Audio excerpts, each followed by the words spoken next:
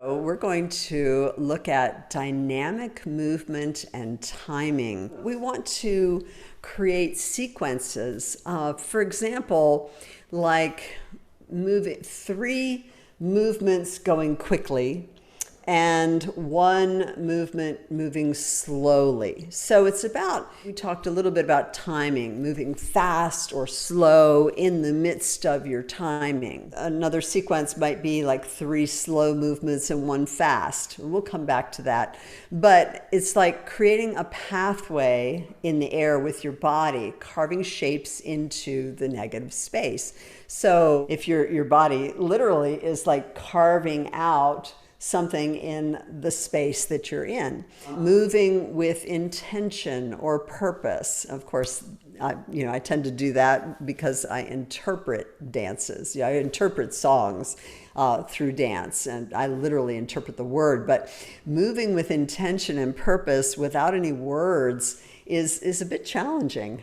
So dynamics within each phrase or from one phrase to the next. So are we moving like from slow to quick in one phrase and then maybe quick to slow in another phrase? When you get stuck, don't think, just do it. Just kind of move with it, then recap, go back and rework it.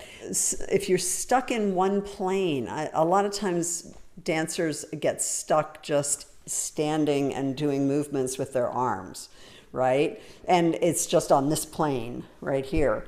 But think of maybe going to the floor, rolling on the floor, lunging, perhaps. Maybe think of jumping or using different stage spaces. A lot of times when people are just starting out with dance, with choreography, with dance in general, they tend to just kind of stay in one spot. And just, it's all about movement vocabulary. What is kind of goes in you comes out of you. So if you take a lot of modern dance classes, and it's time to choreograph something, a lot of times what you've learned, what's inside of you will start coming out. I do like, a hop cross, a step, reach and fall kind of movement a lot in my choreography because I've done it for years in modern dance class, so it's a lot of times what goes in comes out. Yeah, so make yourself go off center. So, if you're always right in the center of the stage, there's so many stage places that you can go. You can go, forward to this corner and then back. You can back up. You could turn around and face back, which is another whole teaching. The value of the direction that you face, is in the choreography book. But, you can go off the platform and run down the aisle. You can be off the platform and go in the front of the chairs or pews. I would recommend not kneeling or going on the floor if you're off the platform on the same plane as the people, because most people won't see you if you're kneeling or lying on the floor, obviously. So, if you're up on the platform. But the point is that you can go way over there, or you could go way back there, or you could run in a circle and then go straight forward, or, there's so many different stage spaces that you can go in. Also, being off center, you don't have to always be standing straight.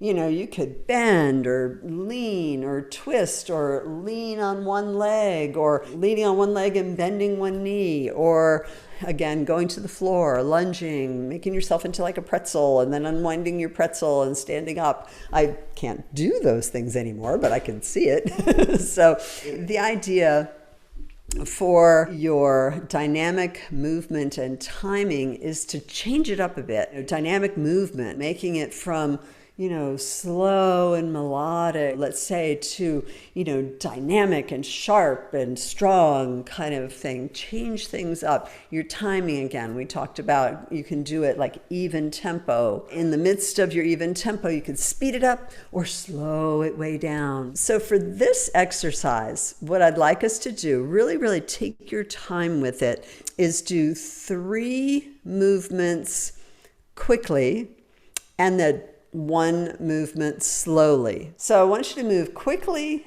and then very slowly. Or any way you want to mix it up. But the majority of it, do quick movements and then one slow movement. If I were going to go 1, 2, 3, 4, 5, 6, 7, 8.